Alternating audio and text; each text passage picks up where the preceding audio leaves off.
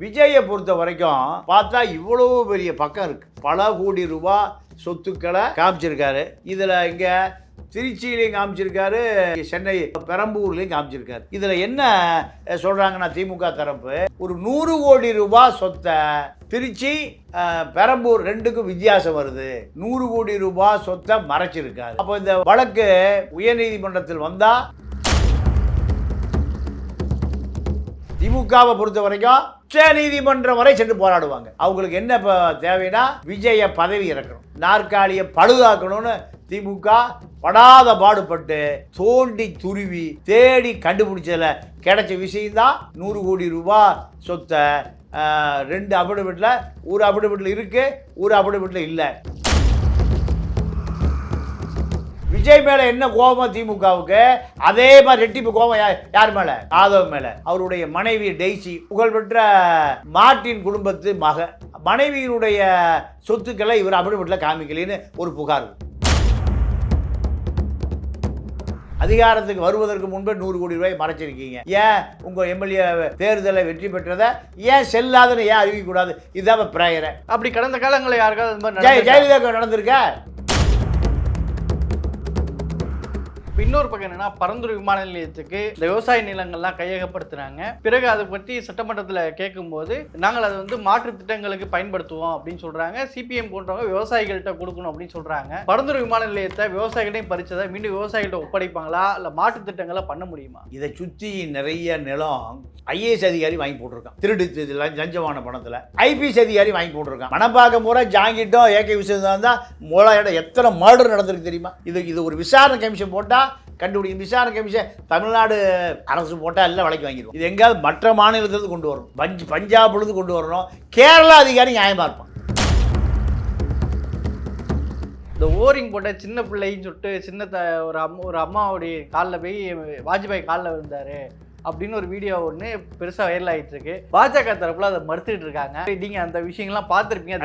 அது என்ன 28 வருஷத்துக்கு முந்தைய நடந்தது. என்ன நடந்ததுன்னா,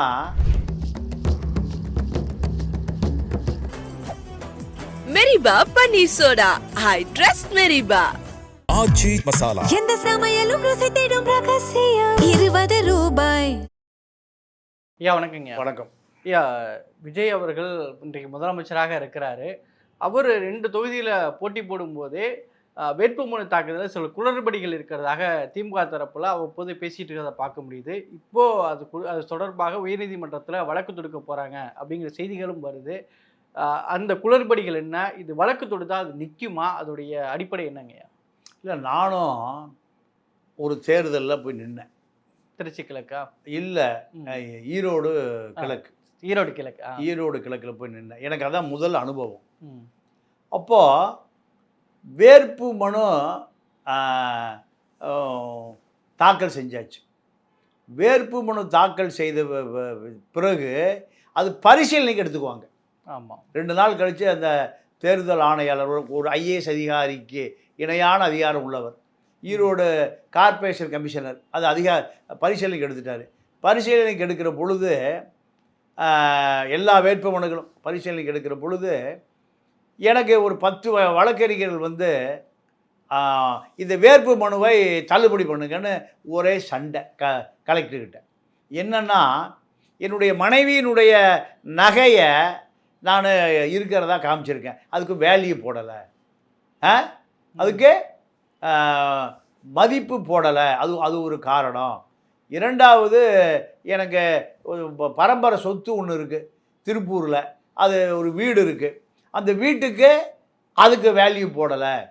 இந்த 2 காரணம் சொல்லி இவருடைய வேட்பு மனு நிராகரிங்கன்னு ஒரு 10 வழக்கறிஞர்கள் சண்டை. சரிப்பா, இதை கடைசியாக பரிசீலிப்போன்னு ஓரமாக வச்சுட்டாங்க. எல்லாத்தையும் பரிசீலித்து முடிஞ்சு கடைசியாக என்னுடைய வேட்பு மனு பரிசீலனைக்கு வருது. அப்போ நானும் போய் என் தரப்பு சொன்னேன், நான் இதை காமிக்கலினா தான் பிரச்சனை. இதில் நான் வந்து ஒரு 10 பவுன் இருக்குன்னு காமிச்சிருக்கேன். 10 பவுனுக்கு வேல்யூ என்னன்னு எல்லாம் தெரிஞ்சுக்கங்க. அது வேல்யூ போடலை. அவசரத்தில் பண்ணும்போது அந்த அபிடவிட்டு போட்டதில் படித்து பார்த்ததில் நகை காமிச்சிருக்கு 10 பவுன், அவ்வளோதான். வீடு அரை கிரவுண்டு வீடு காமிச்சிருக்கு. வீடு அன்றைக்கி என்ன, வீடையே காமிக்கலினா தான் குட்டுறோம், நகையே காமிக்கலினா தான் குட்டுறோம். காமிச்சிருக்கு, வேல்யூ போடலை. அதனால் வேல்யூ போட்டு அடித்து கொடுங்கன்னாரு, வேட்புமனு ஏற்றுக்கிட்டாங்க. இதுதான் நடந்தது. இப்போது விஜயை பொறுத்த வரைக்கும் பார்த்தா இவ்வளோ பெரிய பக்கம் இருக்குது. பல கோடி ரூபா சொத்துக்களை காமிச்சிருக்காரு. இதில் இங்கே திருச்சியிலையும் காமிச்சிருக்காரு, இங்கே சென்னை பெரம்பூர்லேயும் காமிச்சிருக்காரு. இதில் என்ன சொல்கிறாங்கன்னா திமுக தரப்பு, ஒரு 100 கோடி ரூபா சொத்தை திருச்சி பெரம்பூர் ரெண்டுக்கும் வித்தியாசம் வருது. 100 கோடி ரூபா சொத்தை மறைச்சிருக்காரு. அசையா சொத்துக்களை 100 கோடி ரூபா சொத்துக்களை மறைத்திருக்கிறாருன்னு இப்போ திமுக தரப்பு நீதிமன்றத்துக்கு போயிருக்கு.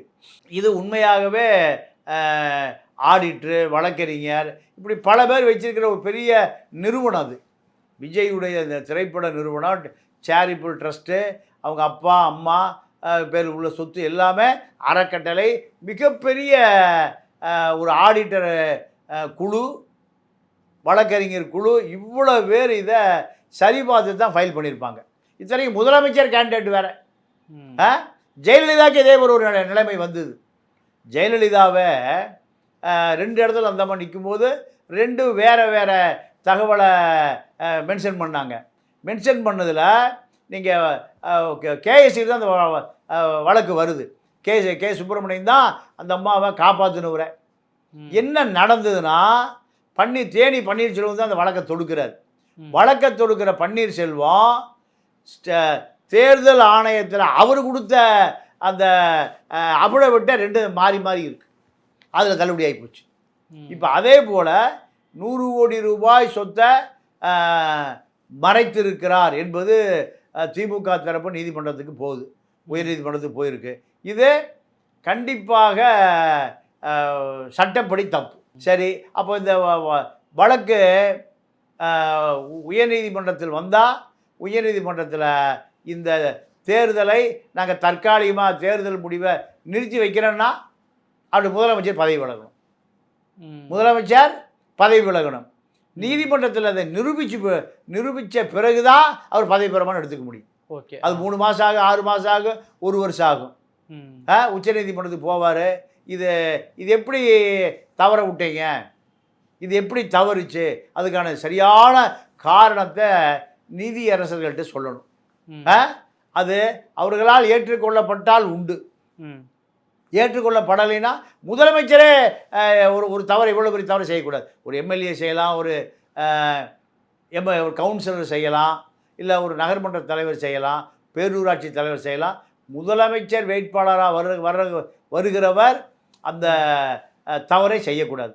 அப்போ ஒரு 6 மாத காலம், ஒரு வருட காலமாக நாங்கள் நிறுத்தி வைக்கிறோம், இந்த வெற்றியை தற்காலிகமாக நிறுத்தி வைக்கிறோம்னு சொன்னால், இவருடைய சட்டமன்ற உறுப்பினர் பதவி இப்போ திருச்சி கிழக்க ரிசைன் பண்ணிட்டாரு. இப்போ பெரம்பூரில் இருக்கார். அப்படி கடந்த காலங்களில் யாருக்காவது ஜெயலலிதாவுக்கு நடந்திருக்கா? சொத்து குவிப்பு வழக்கில் குற்றவாளின்னு அறிவிக்கப்பட்ட பிறகு அந்த அம்மா பதவி விலகிட்டு ஓபிஎஸ் சிஎம் ஆகுதுல்ல. இல்லை, தேர்தல் இந்த மாதிரி சொத்து மாற்றி காட்டியிருக்காங்க அப்படிங்கிறதுக்காக தடை வாங்கியிருக்காங்களா? அப்படி ஏதாவது கடந்த காலங்கள் நடந்த மத்திய பிரதேசத்தில் ஒரு எம்எல்ஏ இதே போல் பண்ணி அவர் பதவி விலகியிருக்கார். ஓகே, மத்திய பிரதேசில். அப்போது இந்த நிலை விஜய்க்கு வந்தால் யார் அடுத்த முதலமைச்சர்? நம்பிக்கையான ஆள் இப்போ அவருக்கு புஷி தான். ஆமாம், புஷி தான். ஆதவர்ஜுனாவை முதலமைச்சராக போட முடியாது. ஏன்னா ஆதவர்ஜுனாவை போட்டால் விஜய்க்கு கட்டுப்பாட்டில் இருப்பாரா என்பதை விட அவரே எம்எல்ஏவாக இருப்பாரான்னு இப்போ பிரச்சனையாக இருக்குது. அவரை எம்எல்ஏவாக இருப்பாரா? என்ன காரணம் கேட்டிங்கன்னா, அவருடைய மனைவி டெய்ஸி, அந்த அம்மா புகழ்பெற்ற மார்ட்டின் குடும்பத்து மக. ஆமாம், பல லட்சம் கோடி வருமான வரி கட்டக்கூடிய குடும்பம், 250 வழக்கும் இருக்குது. அது வேறு விஷயம். அப்போது மனைவியினுடைய சொத்துக்களை இவர் அபிடவிட்டில் காமிக்கலின்னு ஒரு புகார் இருக்குது. இவர் சாதாரண நபர், சாதாரண ஒரு விவசாய குடும்பத்தில் வந்தவர், இப்போ ஸ்காலர்ஷிப்பில் படிக்கிறாரு, கடைசி கல்யாணம் பண்ணுறாரு. ஆனால் மனைவி சொத்தை காமிக்கணுமா இல்லையா? கணவன் மனைவி 2 பேருக்கு பொதுவானதான சொத்தை மனைவி சொத்து எனக்கு என்றதுலையும் சொல்ல முடியாது, கணவன் சொத்துக்கு எனக்கு காட்டி தான் ஆகணும். மனைவிலையும் சொல்ல முடியாது. என் பொண்டாட்டி எழுத்துல எத்தனை நகை இருக்குன்னு நான் சொல்லித்தானே ஆகணும். ஆமாம், அரசியல் காட்டியிருக்கீங்களே. காட்டியிருக்கீங்க. நான் காட்டியிருக்கேனே. அம்மா சொத்தை காமிக்க வேண்டிய அவசியம் இல்லை. மார்ட்டினுடைய சொத்தை காமிக்க வேண்டியதில்லை. மார்ட்டினுடைய மனைவி லீமா ரோஸோட சொத்தை ஆதவர்ஜினை காமிக்க வேண்டியதில்லை. ஆனால் எதை காமிக்கணும்? மகளுடைய பேரில் இருந்து சொத்து, அதாவது ஆதவர்ஜினாவுடைய மனைவி டெய்ஸி பேர் எவ்வளோ சொத்து இருக்குன்னு காமிச்சுதாகணும். குடும்பம் வந்துடுதில்ல. அப்போ சரி, விஜய் இல்லாத அந்த முதலமைச்சர் நாற்காலி புஷிக்கு இப்போ தயாராக இருக்கு. திமுகவை பொறுத்த வரைக்கும் உச்ச நீதிமன்றம் வரை சென்று போராடுவாங்க. அவங்களுக்கு என்ன இப்போ தேவைன்னா விஜயை பதவி இறக்கணும். அந்த நாற்காலியிலிருந்து விஜயை எப்படியாவது நாற்காலி தோஷம், எப்படியாவது அந்த நாற்காலி உதயநிதி அமர வேண்டிய நாற்காலி விஜய் அமர்ந்துட்டாரு, அதனால் அந்த நாற்காலியை எப்படியாவது நாற்காலியை பழுதாக்கணும்னு திமுக படாத பாடுபட்டு தோண்டி துருவி தேடி கண்டுபிடிச்சதில் கிடைச்ச விஷயந்தான் 100 கோடி ரூபா சொத்தை 2 அபிடவிட்டில், ஒரு அபிடவிட்டில் இருக்குது, ஒரு அபிடவிட்டில் இல்லை.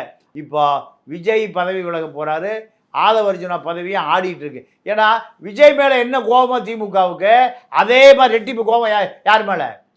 ஆதவ் மேலே. இப்போ பிரேமலதா கூட சொல்கிறாங்க, நீ ரொம்ப ஆட்டம் போடுற, எல்லாத்துக்கும் நீயே பதில் சொல்கிற, மைக்கே கொடுக்காதீங்க.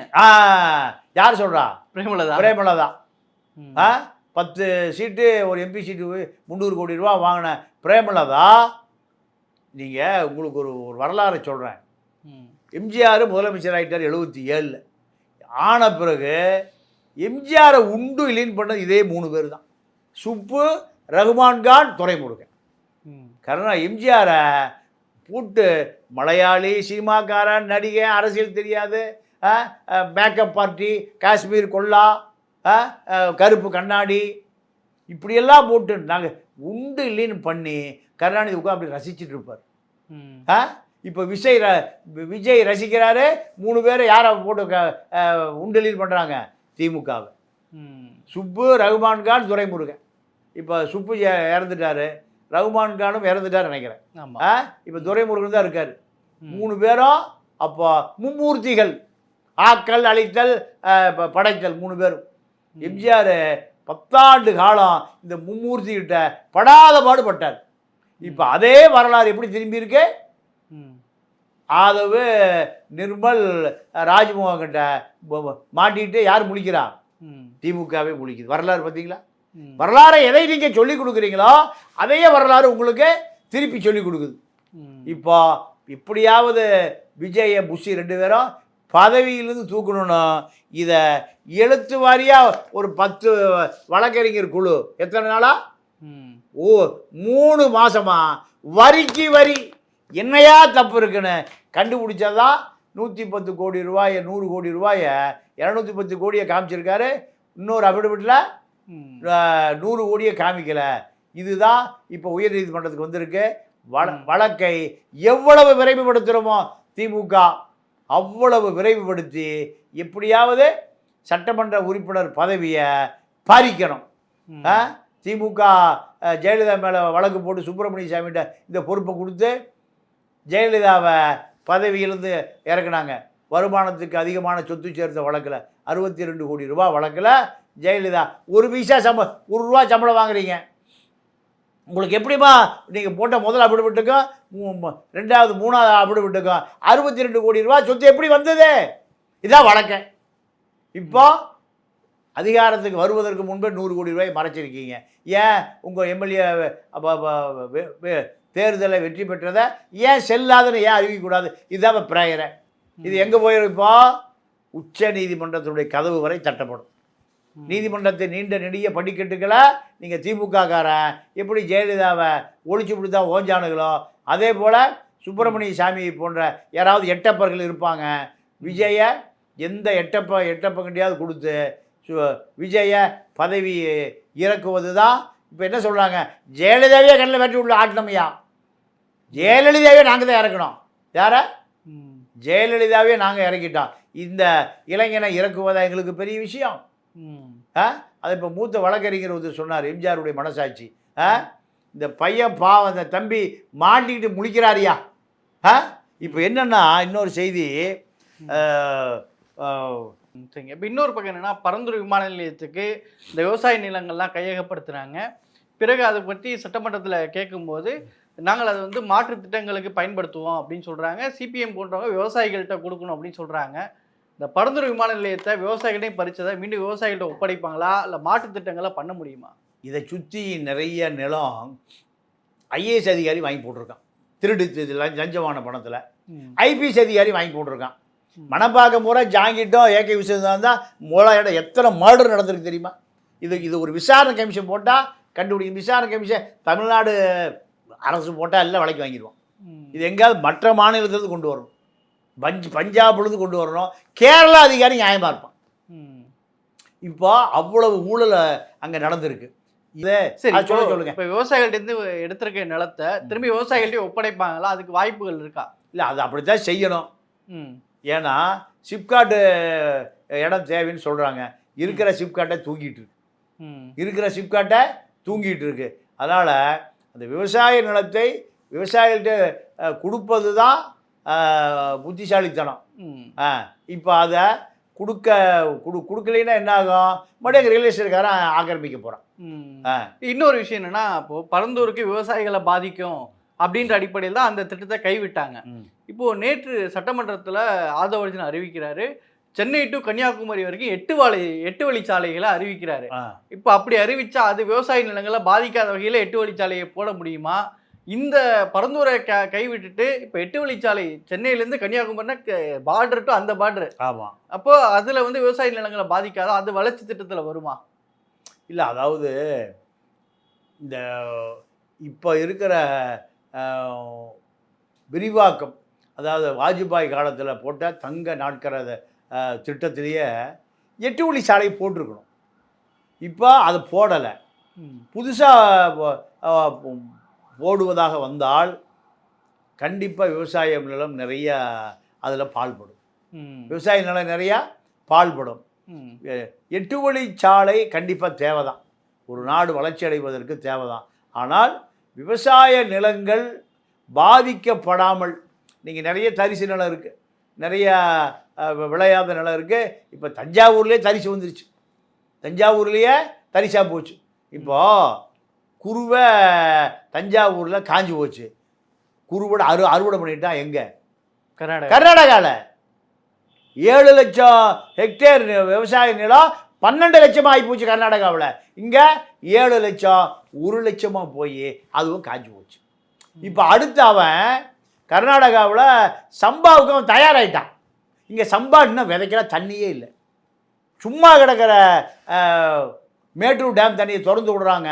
எந்த அறிவும் இல்லை, எந்த அனுபவமும் இல்லை. இது எங்கே போக போகுது? ஆவியாக போக போகுது. மழை பெஞ்சா நிலத்தடி நீர் இருக்கும், இதை டேமை தண்ணியை திறந்து விட்டால் விவசாயம் பண்ணுவான். இப்போ ஆற்றுல மணலே இல்லை, மணலை பூரா சொல்லி விற்று விட்டானுங்க. இப்போ பாறையாக இருக்குது. இந்த தண்ணி கடைமடை வரைக்கும் போகுமான்னு தெரியாது. அப்போ இதுக்கு டேமை திறந்து விட்றீங்க? எல்லாமே தப்பாக இருக்குது. யாருமே இப்போ கர்நாடகாவில் விவசாய சங்கங்கள் வலிமையாக இருக்குது. முதலமைச்சர் சட்டத்துறை அவரே வச்சுருக்காரு, நீர்ப்பாசனத்துறை அவரே வச்சுருக்காரு. ஏன்? மண்ணின் மைந்தனாக நினைக்கிறார். தமிழ்நாட்டில் விவசாய சங்கம், நீங்கள் கீழ்பவானியில் 300 கிலோமீட்டரு சிமெண்ட்டாக போட்டு வாய்க்கா கட்டுறான். ஏன்? அந்த சிமெண்ட்டு போட்டால் அது பிடபிள்யூவில் கமிஷன் வரும், குடும்பம் நாசமாக போகும், துரைமுருகன் குடும்பம். ஏன்? 300 கிலோமீட்டருங்க. எதுக்கு? வாய்க்காலில் சிமெண்ட்டு போடுறானுங்க. வாய்க்கால் எதுக்கு இருக்குது? நிலத்தடி நீர் பக்கத்தில் இருக்கிற கிணறு கட்ட குளம் குட்டை நிரம்புவதற்காக இருக்குது. இவன் திருடி தின்பதற்காக எங்காவது சிமெண்ட்டு போட்டு வாய்க்கா கட்டுவானா? அப்போது திருடுவது மட்டும்தான் நோக்கம். 500 ரூபா திருடுனா ஒருத்தர் அடித்தே கொள்கிறோம் நம்ம. ஆனால் பலாயிரம் கோடி திருடி விவசாயிகளை சாகடிக்கிறவனை எவனுக்கு கோபமே வரமாட்டேங்குது. நான் இயற்கையாக அவன் கண்டிப்பாக நான் சாபம் விடுறேன். இவனுக்கு நாசமாக போவாடுங்க. சரிங்க, இன்னொன்று அமைச்சர் கீர்த்தனா அவர்கள் வந்து சட்டமன்றத்திலே பேசினாங்க. இந்த ஓரிங் போட்ட சின்ன பிள்ளைன்னு சொல்லிட்டு ஒரு அம்மாவுடைய காலில் போய் வாஜ்பாய் காலில் விழுந்தாரு அப்படின்னு ஒரு வீடியோ ஒன்று பெருசாக வைரல் ஆகிட்டு இருக்கு. பாஜக தரப்புல அதை மறுத்துட்டு இருக்காங்க. சரி, நீங்கள் அந்த விஷயங்கள்லாம் பார்த்துருப்பீங்க. அது என்ன நடந்ததுன்னா, அந்த அம்மாவுக்கு வயசு 28 வயசு தான். இது 28 வருஷத்துக்கு முந்தைய நடந்தது. என்ன நடந்ததுன்னா, ஒரு சுய உதவி குழுவில், காந்தி கிராம சுய உதவி குழுவில் சின்ன பிள்ளைன்னு ஒரு அம்மா. அந்த அம்மா அந்த சுய உதவி குழு இந்தியாவிலேயே சிறந்த சுய உதவி குழு. ஓகே. இதுக்காக அவங்க என்ன பண்ணுறாங்கன்னா, ஒரு வாசர் தயார் பண்ணி இந்த சுய உதவி குழு மதுரையில் ஒரு கம்பெனிக்கு சப்ளை பண்ணுறாங்க. இந்த சுய உதவி குழுவை அது ஏதோ ஒரு விருது, அந்த விருது கொடுப்பதற்காக வாஜ்பாய் பிரதமராக இருந்த பொழுது அந்த அம்மாவுக்கு அந்த விருதை கொடுக்குறாரு. விருதை கொடுக்கும்போது அந்த அம்மா வாஜ்பாய் காலில் விழுந்து ஆசீர்வாதம் வாங்குது. அந்த அம்மா நான் பார்த்த செய்தி இதெல்லாம். Okay okay. அந்த அம்மா பெரிய பிரதமர். இந்த அம்மா எழுத படிக்க தெரியாது. சாதாரண கிராமத்தில் சுய உதவி குழு தலைவி, சின்ன பிள்ளைன்னு பேர், காந்தி கிராமம். அப்போ அந்த அம்மா வாஜ்பாய் காலில் விழுந்தோன்னையும், வாஜ்பாய் உயர்ந்த மனிதன், தப்பான கட்சி உயர்ந்த மனிதன் என்ன பண்ணுறாரு, நீங்களாம் உழைக்கிற ஆட்களுமா, நீங்கள் இந்தியாவை உயர்த்தணும், நீ என்ன ஆசீர்வாதம் பண்ணணும்னு அந்த அம்மா காலில் விழுகிறார். இதுதான் நடந்தது. இதுதான் நடந்தது, உண்மையாகவே நடந்தது. இதுதான் இந்த காட்சியில் நாங்கள் அப்போவே பார்த்துருக்கோம். இது 2001 நடந்த காட்சி, 26 வருஷத்துக்கு முன்பு. இதை யார் இப்போ போடுறா? கீர்த்தனா என்ன போடுது? அந்த அம்மா ஏதோ பெரிய ஐடி படித்து வந்த மாதிரி இந்த வாசல் தயார் பண்ணி ஏதோ அந்த அம்மா அந்த தொழில்நுட்பத்தில் சொல்லி அதற்காக வாஜ்பாய் ஒரு காலில் அந்த அம்மா காலில் விழுந்தார். வாஜ்பாய் காலில் அந்த அம்மா விழுகுது. பதிலுக்கே வாஜ்பாய், நீங்கள்லாம் உழைப்பாளி, கடின உழைப்பாளி, நீங்கள்லாம் உழைச்சாதான் இந்தியா உயரும்னு அந்த அம்மா காலில் விழுகிறார். இதுதான் நடந்தது. சரிங்க, நீங்கள் பல செய்தி இப்படி தாங்க வரும், ஒன்றும் பண்ண முடியாது. காரணம், நீங்கள் இது அவை குறிப்பில் ஏறினா இது அடுத்த சந்ததி தப்பாக தான் படிச்சுக்குவோம். பல செய்திகள் தப்பாக வருது, பல செய்திகள்.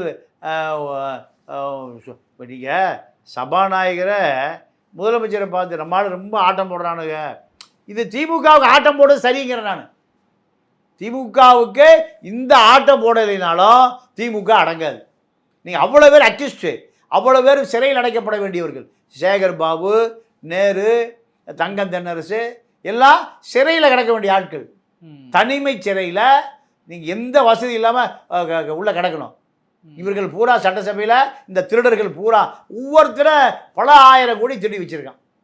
இவர்கள் இப்போ நெஞ்சை நிமித்திட்டு இவர்களை ஏற்று கேட்குறான்னா, அந்த திருடெல்லாம் கொள்ளையடித்ததெல்லாம் மக்கள் மறந்துட்டு ஏதோ வேடிக்கை பார்க்குறான். பல்வேறு விஷயங்களை பயந்துட்டீங்க, கருத்துக்கு நடத்தி நன்றி, வணக்கம். மெரிபா பன்னீர் சோடா, ஐ ட்ரஸ்ட் மெரிபா. ஆச்சி மசாலா. எந்த சமையலும் ருசி தேடும் ரகசியம் 20 ரூபாய்.